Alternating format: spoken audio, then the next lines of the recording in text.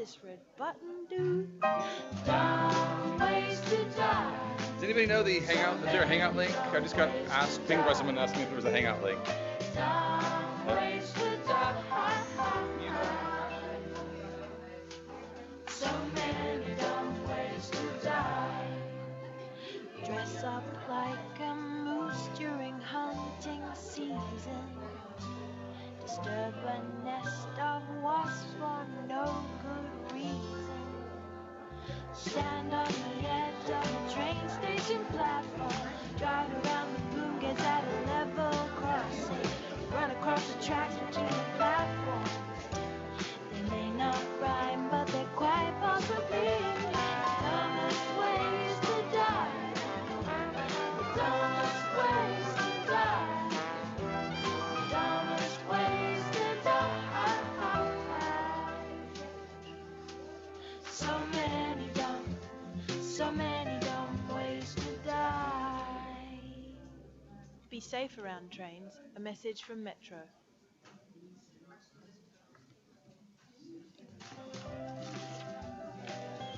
Hi, how's it going? I feel like I'm representing CSI today, so I should be really excited and like, oh my God, wow, yay! Is that how we're supposed to do this? I don't know. Let's see, I'm really excited for the people in this country here, here, as well as these guys over here. It's good to see international presence for all these kind of things. So I've been doing this presentation for, I guess, almost probably a year now. And I feel like I've done it probably 50 times. So it's pretty polished, it's pretty down. I'm gonna just whiz you through, I guess, a very shortened version of it. You'll be able to kind of see some stuff afterwards. And then there's a little exercise that everybody can participate in at the end of it. Sound like fun? I'm glad you agree.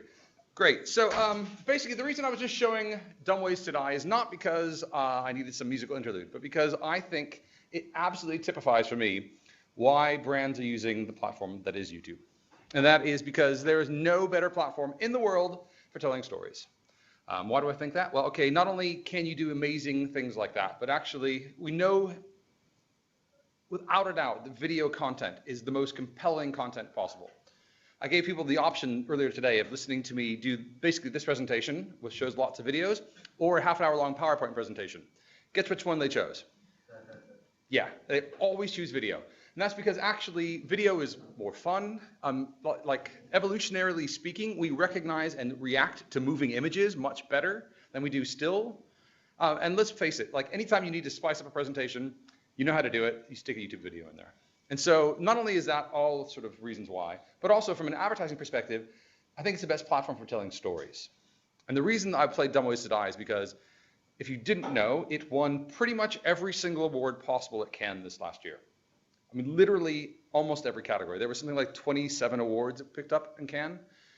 And that's because it tells a phenomenal story. It tells it in its own unique way. And as this platform, it allows brands to tell stories in the way that they want to. Partially, I think campaigning and storytelling has really moved on in the last few years.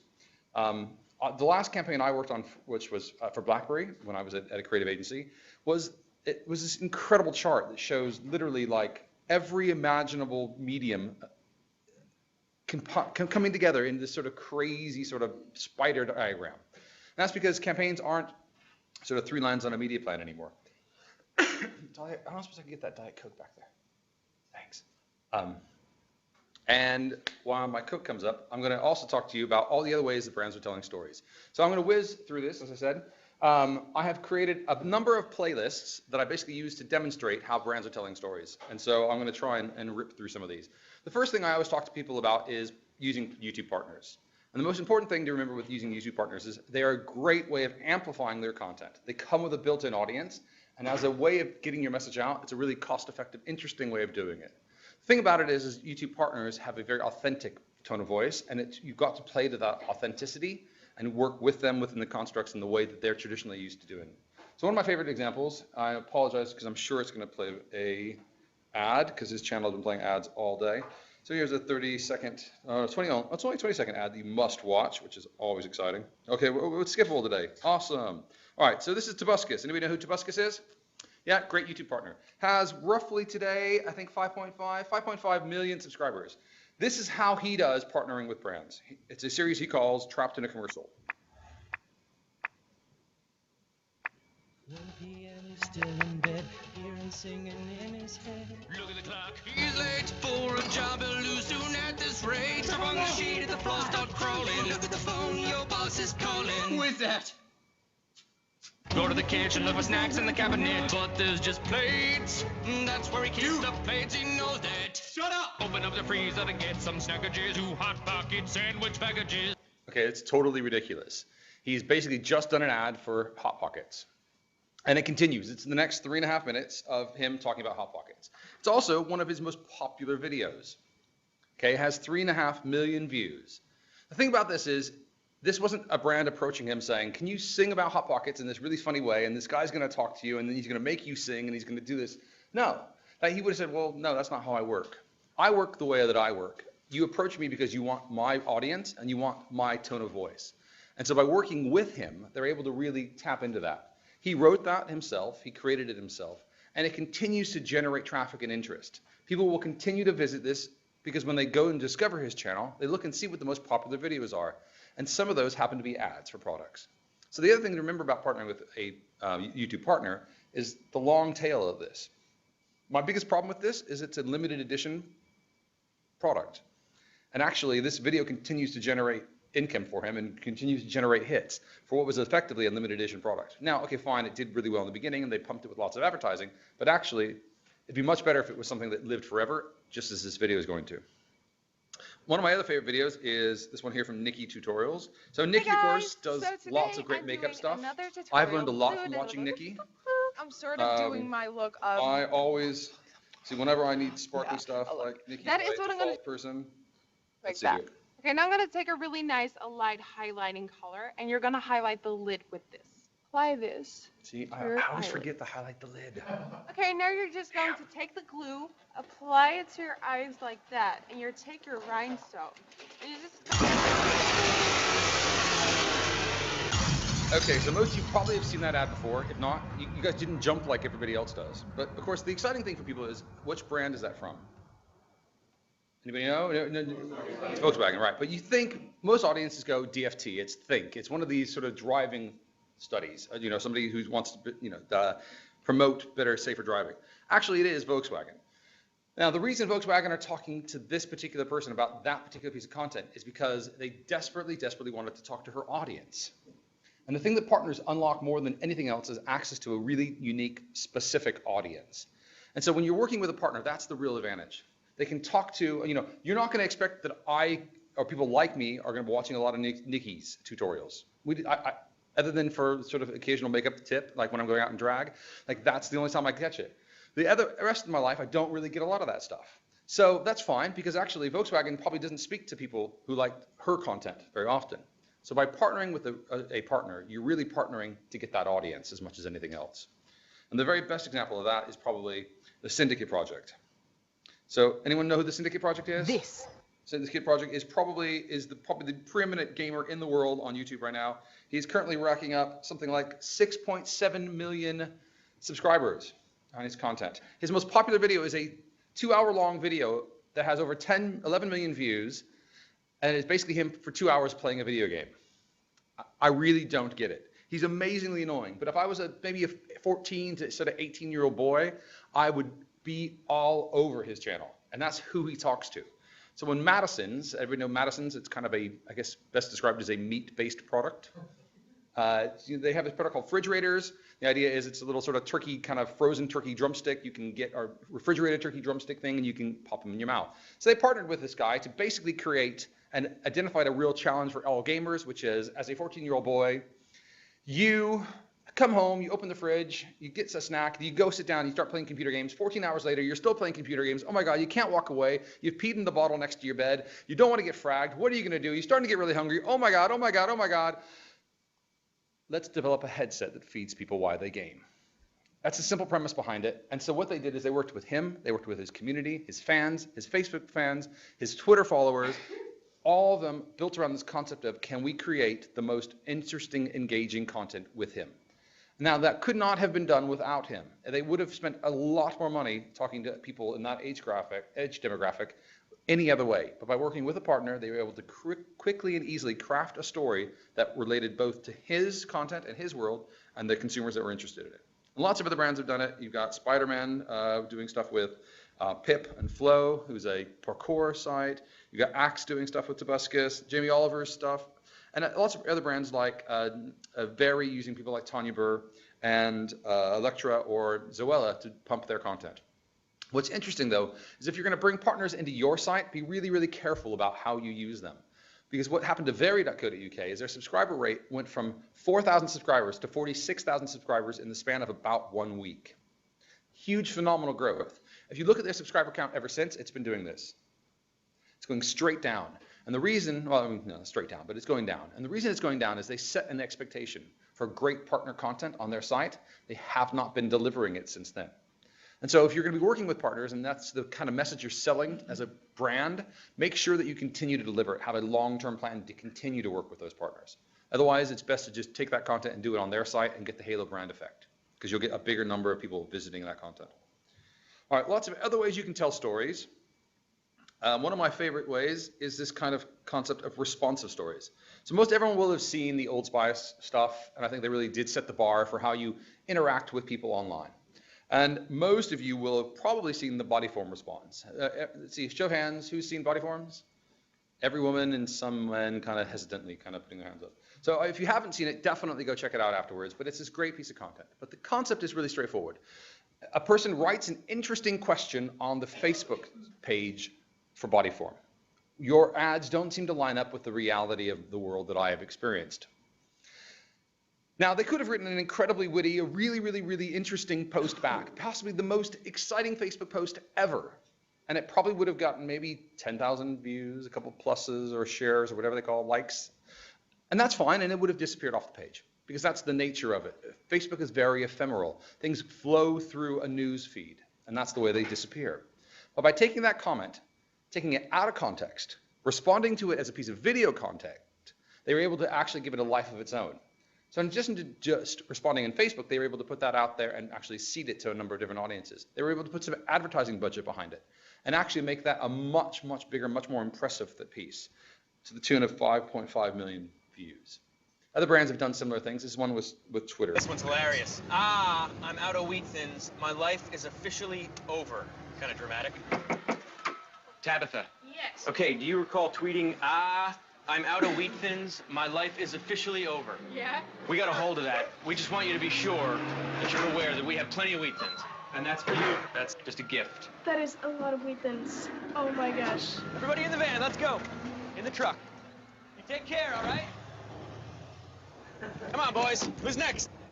All right, so again, the concept of finding a comment happening in another channel, taking it and making interesting, unique video content out of it, and then using it to sponsor, to make that idea much, much bigger than it would have been. They could have replied on Twitter and said, here's a free box of wheat thins, and that would have been seen by a few people. But by taking it and making video content out of it, they could make it a much bigger, much, much more interesting thing. Now, the other way of doing responsive content is actually look at it and think, what can we do with responding to what's happening on the channel? So many of you will have seen the world's worst parallel parking attempt. And if you haven't, I encourage you to continue to watch after this 10-second ad about where your dog sleeps. Although I actually think this ad is kind of brilliant. But anyway, it's also really annoying when you're presenting. So here it is. You should have videoed it from the start. This is the world's worst parallel parking attempt. If you have not seen it, it basically consists of the next 15 minutes of this poor, poor woman really, really embarrassingly trying to park her car. Eventually what happens is the people who are taping it go down and park it for her.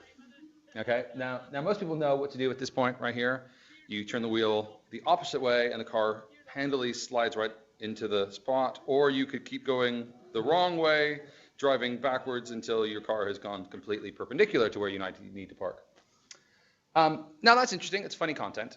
And at about 1 million views, what happened is that Kia recognized that they had the absolutely perfect piece of content to go in front of it. Kia's new Parallel Park Assist system is effortless and intuitive to use. It utilizes a total of 10 parking sensors to detect, recognize, and measure the length of a suitably sized car parking space. The driver... Okay, it's boring. It's not great content, but it's absolutely perfect placement. Now, the truth is actually finding videos that trend on YouTube isn't necessarily that difficult. We've got lots of tools internally. If you've not been to The Gist or The Gist, and never, depending if you're American or English, depending how you say it, but that's a great place and a great channel for finding what's trending in any country in the world. But you can also use simple tools like things like the 4 at 4 a.m. newsletter, which your clients can subscribe to. And if you don't know about it, it's great. Guess what you get every day at 4 a.m.? 4 videos, that's right. Very good, guys. I'm glad to see you're still awake. Now, it's 4 at 4 a.m. in the New York time, so it comes in at 9 a.m. Very good. Yes, 9 a.m. our time, which is perfectly timed for when you get to work. Right? Yes, yes. Well, you guys are really on the ball today. It's cool because actually you get 4 videos that are trending right now that are editorially selected, that are interesting. And what happened, I think, is somebody in an agency recognized this video when it was trending at about 1 million views. They saw it, they picked it up and said, for the next 2 million views, we're going to advertise this particular piece of content against that particular video. Dead spot on. Lots of interesting brands have lots of interesting or maybe appropriate B-roll, that content that they haven't used or ads that they haven't run in a while, which might be absolutely perfect to put against something that's trending on YouTube. And then you get a really interesting halo effect with it as well. Let's see what other types of stories people are telling. Now the next one is, if I remember correctly, and I don't, so we're going to talk about real-time content. So everybody knows that real-time content is increasingly happening on YouTube. I won't really talk about Felix. The only thing I normally talk about is I mention often the fact that the most interesting stat I heard recently was that it consumed an entire of 1/4 worth of the entire internet's bandwidth. 1/4 of the entire internet went to serving Felix jumping out of the balloon at the edge of space. It's pretty impressive. But you don't have to be quite that full production value. I think they spent $400 million on it. You can do it in a much cheaper ways, and much easier ways. So we are increasingly seeing brands like Clinique do interesting things with Hangouts. And more brands are using Hangouts because of the live stream Hangout on Air feature. So of course you all know that you can click a button when they hang out and suddenly you're live streamed on YouTube.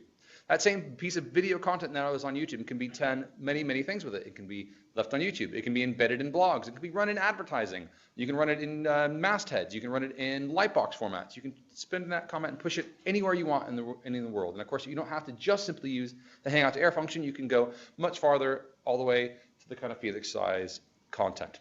Now, real-time content is interesting because it allows you to have a very different kind of way of relating to your audience. The important thing is to let people know that it exists. So for example, for the Clinique thing, what they did is they invited 10 mommy bloggers to have a conversation with a skincare repair specialist. Now, again, perfectly targeted at me. This content was disseminated in many ways, but one of the most interesting ways that they did is they basically took that same piece of content and asked those 10 mommy bloggers at the end of it to embed that link in their blogs. So now suddenly you've got a much larger set of people who are going to be exposed to it by simply having it out there on the wider internet.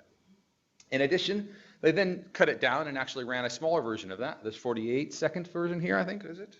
56 versions as a piece of YouTube TrueView content. So you can take that same live stream content after it's been live streamed and continue to push it, continue to pump it.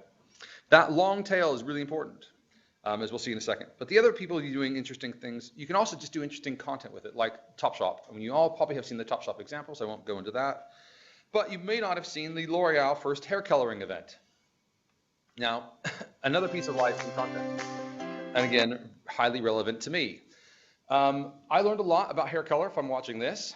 What I also learned, however, is that if you create live stream content and don't tell anybody about it, it doesn't do anything. So the most important thing about live stream content is getting it out there and really letting the whole world know about it. Now, it's not to say it's a total waste of time, because what I have noticed over the last sort of 6 or 8 months I've been presenting this is that that number of 12,000 or so people who've seen this content, let's see, 12,778, has gone from about 6,000 to 12,000 over the last 6 months. That's because as content, it continues to be very searchable. So one of the things that live stream content can create for you is searchable, interesting content that people will discover later. So as a platform, remember that YouTube is a great discovery engine, that it is still the world's second largest search engine. So by creating something, even though you may not necessarily always get the highest number of views initially, you can still continue to get people out there finding that content. It is, however, of course, much better if you direct people to it from the very, very beginning. Now, the ultimate live streaming content people are Samsung. Between you and me, I think we delivered, what, about 12 million views to the live stream content? Now, we did that because they advertised the fuck out of it. They put it literally everywhere that you could imagine. Now, what's interesting is this is probably the world's most boring live stream. Honestly, it is really, really, really boring. But what's also interesting is that they got people sticking around for on average about 6 minutes to watch it. So even though it wasn't the most exciting piece, it was very, very interesting to the people who clicked through and watched it. And as interestingly, it has no shelf life afterwards. So understanding how your live stream content is going to exist, if it doesn't have a shelf life afterwards, because once the S3 has been revealed, nobody really wants to go back and watch an hour-long version of it. Once it's out there, this content isn't going to be interesting to people. So you've really got to pump this in the beginning. Advertise, advertise, advertise really heavily in front of it. Whereas, of course, the L'Oreal thing continues to have utility for lots of people over time. Moving on, we see lots of brands do episodic stories. So what I mean by episodic stories is, to me, this is kind of what Channel 4 would do with the latest episode of, I don't know, what's a show on Channel 4 these days? Spaced is probably not really on there anymore, no? It shows how much TV I'm watching these days. Anyway, a basic series of content that appears over a regular period of time. So you might have 4 episodes, 6 episodes, 8, 10 episodes, or something like that. People like Oreo Cookie have done it, and this is one of my favorites. They hired some scientists to prove the point of the brand. In the States, the brand stands for basically positioning is basically you're either the cookie or the cream, not both. So they hired a couple scientists to basically devolve Oreos into cookies and creams and show them how they could separate the two into their essential parts. For these guys, these crazy scientists here, they created the following machine. Let's see here. Cookie. Step 3, push top cookie into subject mouth. Step 4, heat Oreo.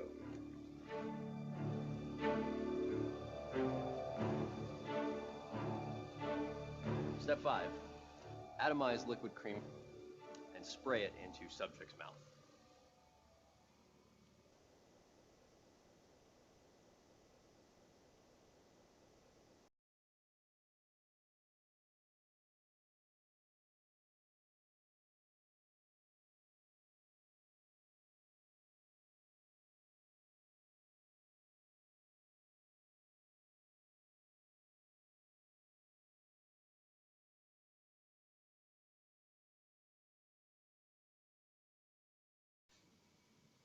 Oh, hey, there we go. Oh, you killed it. Oh, wait, hold on, we're there? We're there? I think we're there. Okay, now I get to, hey, okay.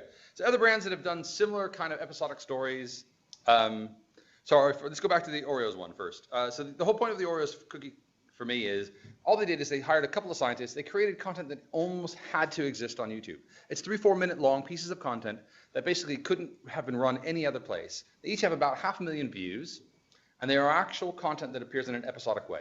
Now, lots of brands we talked often about hero and hygiene content for me is stuff that often appears on a regular basis. So having that kind of content that you can dip into is really important. Other brands that have done it, obviously, Kevin Spacey's done some stuff. Interestingly, some brands are using it as a way of beginning their content exploration. So you get things like Land Rover, who hired Peter Bragle, a YouTuber in the States, to create some stuff. And then what he's done is they created 25 episodes of this particular piece of content, released over 25 days. It was so popular that now it's been picked up and it's going to be run on the Discovery Channel in the US. So episodic content can be an interesting way of testing, of brands testing whether the content that they are interested in creating is even good enough for other channels, or whether it's awesome enough just for YouTube. I'll move quickly on because I do want to give you guys some time to play. So just the last two sort of playlists I normally go through are interactive playlists. So you probably all will have seen something like the Bally's one. Most of you will have seen Snickers. Everyone seen Snickers? Or not Snickers, Skittles?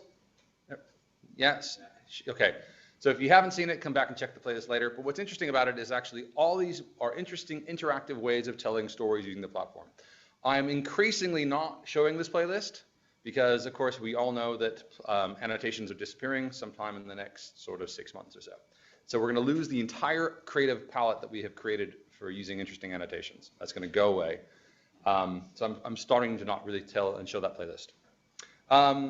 However, we do talk a lot about I usually end it with how you can tell interesting stories via TrueView. And so we show Madagascar, Superdrug, and my personal favorite, which is Low Cost Holidays. And then I end the entire presentation with everyone's favorite 3-hour-long TrueView piece of video content. And the point of all this for me is actually, the greatest thing about YouTube is it allows you to tell the story that you need to tell. If you've not seen this before, you really should check it out, but it's basically a 3-hour-long movie that was run as a TrueView ad. But it is also the perfect length for this particular piece of content. It could not have been any less than 3 hours, because you need 3 hours to store condensed milk to enable to turn it into dulce de leche. So the reality is, it's absolutely right. Now, I'm not suggesting every brand run out and start creating 3-hour-long content, but the point of it is you can create the right content for whatever you need to say. The best thing for me about the Jean-Claude Van Damme on the back of the top of a truck ad is that it's 1 minute and 18 seconds, which isn't a perfect 90-second video. It's not constrained to the dimensions of 60 seconds or 30 seconds. You can make whatever length of content, whatever your story needs to be, the platform can enable you to tell it. And that's the presentation quickly. So, the whole point for me about this presentation and why I give it today is because I think it is a much more engaging way of telling stories. Actually, showing people the video content gets them involved, gets them interested. There's lots of laughs in here. There's funny things that people are going to enjoy. Now, what I'd like you guys to do is spend the next sort of 20 minutes or so creating your very own playlist. So, I have a couple of different tools for you. You can use my channel because I've got all these videos on there. In addition to that, I have this lovely handy tool which I found called YouTube Playlist, which